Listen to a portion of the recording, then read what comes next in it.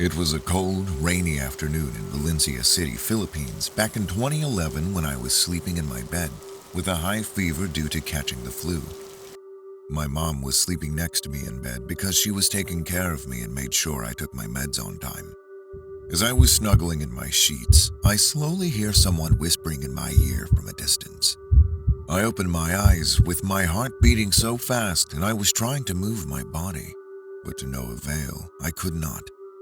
The whispers continued to echo from a distance and I couldn't actually recognize the sound I was hearing, like it was all just a bunch of random words. Just then, the whispers came even closer to my ears and I was panicking so bad thinking, what is going on? Why can't I move? Why do I feel like there's someone standing at my feet?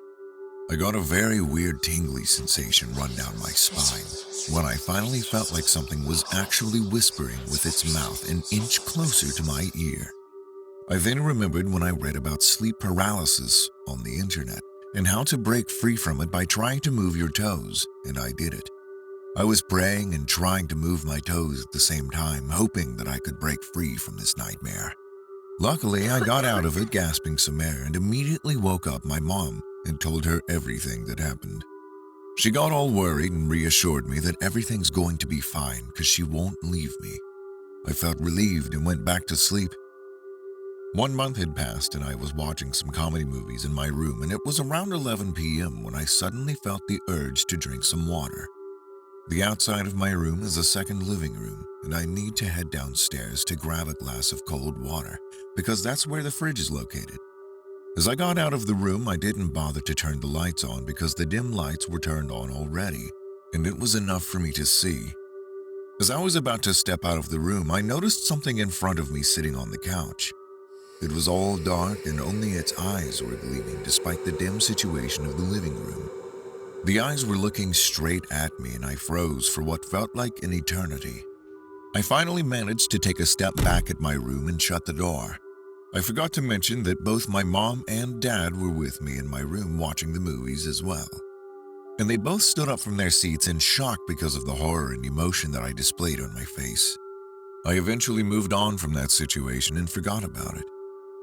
Year 2016, when I graduated from college and went to Cebu City for my review and preparation for the upcoming board examination that year in November. I was living with a bunch of friends and classmates in a pretty decent house that we rented for the time being while we were having our review. It was all fun until one afternoon while I was sleeping, there was this familiar sensation that I felt that made my eyes to open widely. The same dark figure was standing right at the corner of the room.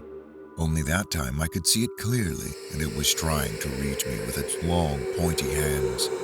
Again, I couldn't make myself move.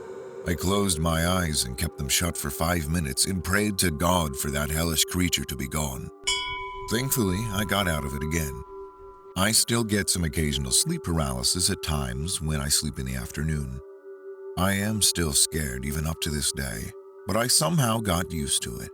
All I can say is, even if you're scared to face your demons, you just have to stay tough and keep praying. God is always in control.